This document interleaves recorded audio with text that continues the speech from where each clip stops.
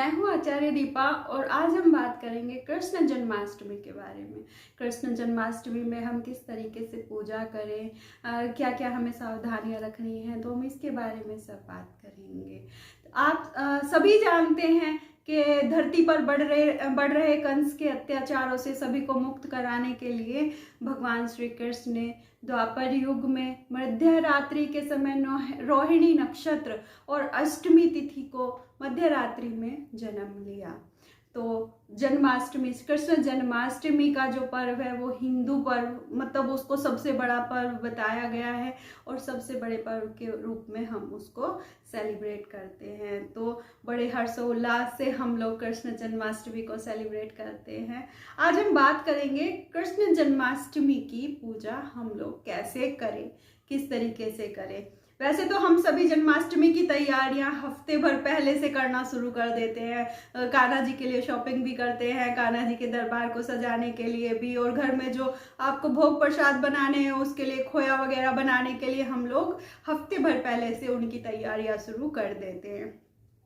लेकिन जो कृष्ण जन्माष्टमी की पूजा है वो मेन पूजा आपको कृष्ण जन्माष्टमी की सुबह से ही शुरू करनी पड़ती है। तो सबसे पहले सवेरे जल्दी उठें और मन ही मन कान्हा जी का ध्यान करते हुए भगवान श्री कृष्ण से ये प्रार्थना करें और ये संकल्प ले कि आज मेरा व्रत है। अपने व्रत का संकल्प मन ही मन उठते ही सबसे पहले करें। अब आपको क्या करना है कि आपको स्नान वगैरह करना है। शुद्ध जल में गंगा जल की कुछ बूंदें डालकर आपको स्नान कर लेना है। उसके बाद सुंदर वस्त्र, साफ सुथरे वस्त्र आप धारण करें। अब अपने लड्डू गोपाल जी के पास जाएं, उनको जैसे आप रोज जगाते हैं उनको जगाइए और उनको पंचामृत से स्नान कराइए। पंचामृत से स्नान कराने के बाद आप शुद्ध जल से उनको स्नान कराइए और उसके बाद आप उनको नए वस्त्र, नया श्रृंगार, आज उनका बर्थडे है तो नए वस्त्र, नया श्रृंगार उनको कराकर फिर उनको तैयार कर आप उन्हें उनके झूले में लिटा दीजिए, बैठा दीजिए उनको उनके झूले में। आप अगर पंचामृत से भी ना स्नान कराना चाहें तो गाय के ताजे दूध और जल से भी स्नान करा सकते हैं, ऐसा भी किया जा सकता है। तो आप अब उनको झूले में लिटा दीजिए और उनको एक पीले कपड़े या लाल कपड़े से उस झूले को अब ढक दीजिए। और अब अपने जो आपके डेली के काम हैं आप उनको, अपने मंदिर की पूजा है उसको आप निपटा लीजिए। आपने पालना पहले से ही सजा लेना है, कान्हा जी को जगाने से पहले ही उनका पालना और उनका मंदिर आपको सजा लेना है। अब कान्हा जी के अब अपनी नित्य दिन वाली पूजा आपने खत्म कर ली है।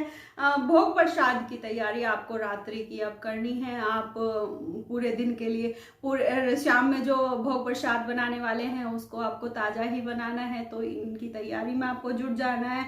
जन्माष्टमी पर धनिये की पंजीरी का बहुत महत्व होता है। आप आटे की पंजीरी या धनिये की पंजीरी जो भी आप, उसका बहुत महत्व होता है। तो धनिये की पंजीरी हो गई, चरना अमृत हो गया, आपका माखन मिश्री जो कान्हा जी को बहुत ज़्यादा पसंद है, माखन मिश्री हो गया, तो इनका भोग आपको कान्हा जी को लगाना है। ये सारी चीज़ें आपको तैयार करनी है। उसके बाद तो आपकी श्रद्धा है, आप जितने चाहें भोग बना सकते हैं।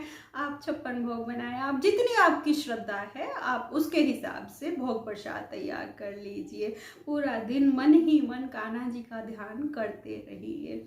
अब रात्रि की पूजा का समय हो चुका है। रात्रि की पूजा की आप तैयारियां कर लीजिए। कान्हा जी का दरबार आपने सजा लिया है पहले से ही, तो भजन कीर्तन आपको मध्य रात्रि तक करते रहने हैं। आपको उस जगह को सुना नहीं छोड़ना है।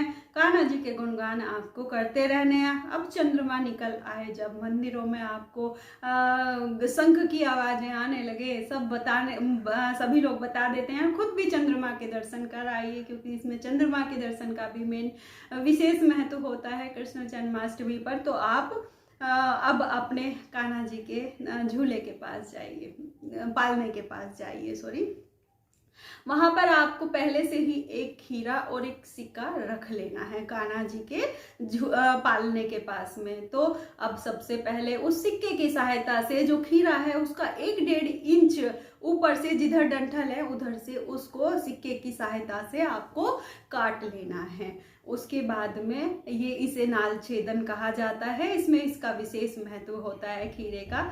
तो अब आपने वो काट लिया है, उसके बाद में उसको किसी गमले में लगा देना है, घर में किसी क्यारी में लगा देना है, उसको इधर उधर आपको नहीं फेंकना है। जो बचा हुआ खीरा होता है उसको प्रसाद स्वरूप सभी घर वाले उसको ग्रहण कर सकते हैं। अब आप तालियों से, शंख से, घंटी से कृष्ण जन्मोत्सव मतलब आप मना रहे हैं। तो अब कान्हा जी का जन्म हो चुका है, आप उनका जो कपड़ा है वो हटाइए और कान्हा जी के लिए पहले से एक पात्र तैयार कर लीजिए जिसमें आपको कान्हा जी को अब स्नान कराना है। तो कान्हा जी को उस पात्र में आप बैठाइए और पंचामृत से स्नान कराइए। उसके बाद आप शुद्ध जल से उनको स्नान कराने के बाद फिर से आप नए वस्त्र पहनाइए, श्रृंगार कीजिए और अब उनको आप चौकी पर बैठाइए। चौकी पर बैठाने के बाद में आपने चौकी पहले से तैयार कर लेनी है। उस चौकी पर आपको फूलों से जैसे आप सजाएंगे, मुझे पता है सब लोग बड़ी श्रद्धा से सजाते हैं, तो उस चौकी को पहले से सजा लीजिए। तो वहां पर अब हम कान्हा जी को विराजमान कर देंगे। उसके बाद में आप एक आरती की थाली तैयार कीजिए। आरती की थाली में घी का विशेष दीपक मतलब आपको जलाना है। और बाकी आपको सबको पता है कि आरती की थाली में हम लोग क्या क्या रखते हैं, तो वो सब आपको कर लेना है। कान्हा जी की आरती उतारिए। कान्हा जी को सबसे पहले मतलब आरती उतारने के बाद आपको सबसे पहले शहद चटाना है, क्योंकि हम लोगों के घर में जब कोई बच्चा पैदा होता है तो सबसे पहले हम उसको शहद चटाते हैं। तो कान्हा जी को भी शहद चटाना है, कान्हा जी को दूध पिलाना है, क्योंकि होते ही तो बच्चा सब कुछ नहीं खाता है। तो कान्हा जी को आप दूध पिलाइए। उसके बाद जो भोग प्रसाद आपने बनाए हैं, कान्हा जी को माखन मिश्री, कान्हा जी को धनिया की पंजीरी और कान्हा जी को सारी चीजें आपको भोग लगा देना है। उसके बाद में आपको कान्हा जी की नजर भी उतारनी है, क्योंकि आज तो कान्हा जी बड़े ही खिल रहे हैं। आपने जो उनके लिए सुंदर सुंदर वस्त्र बनाए हैं, तो कान्हा जी की नजर भी आप उतार लीजिए। उसके बाद में घर के सभी सदस्य मन ही मन, जो आपने पूजा की पूरे दिन तैयारियां की है, मन ही मन आप उनसे क्षमा याचना करें कि जो भूल चूक मुझसे हो गई है, मेरी पूजा में जो कमी रह गई है उसके लिए आप मुझे क्षमा करें और अपनी मन्नत आप मांग सकते हैं। उसके बाद कान्हा जी को झूले पे बैठा दीजिए, घर के सभी लोग झूला झुलाइए और कान्हा जी को भोग प्रसाद आप कराइए। कान्हा जी के भोग प्रसाद में विशेष ध्यान रखना है कि तुलसी पात्र उनके स्नान में भी, उनके भोग में भी आपको तुलसी पत्र का हमेशा इस्तेमाल करना है। ये मतलब कान्हा जी के लिए स्पेशल इस चीज का ध्यान रखना है। अब आप सब लोग चंद्रमा को अर्घ्य देकर जो वो पंचामृत से जिससे कान्हा जी को स्नान कराया था, उस पंचामृत वो जो अब चरणामृत बन चुका है, तो सभी लोग अपना व्रत उसी से खोलेंगे। सबको उसी से व्रत खोलना है चंद्रमा को अर्घ्य देने के बाद में, और पूरा दिन हंसी खुशी के साथ बिताना है। अब क्या है, अब समय है सबके सोने का, तो सोने से पहले कान्हा जी को झूले में सुलाकर आप जाएंगे और अपनी पूजा इस तरीके से आप समाप्त करेंगे। तो आपको कैसा लगा मेरा वीडियो, उसके लिए आप प्लीज़ लाइक कर दीजिएगा और सुंदर सुंदर से कमेंट भी भेजिए, मेरा हौसला उससे बढ़ता है। और दूसरी बात, मेरे चैनल को जिन्होंने सब्सक्राइब नहीं किया है प्लीज़ सब्सक्राइब कर लीजिएगा।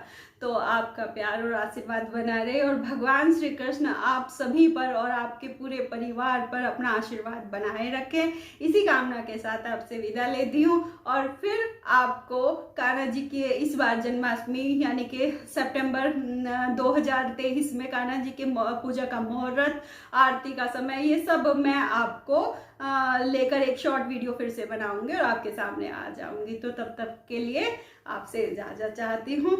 धन्यवाद।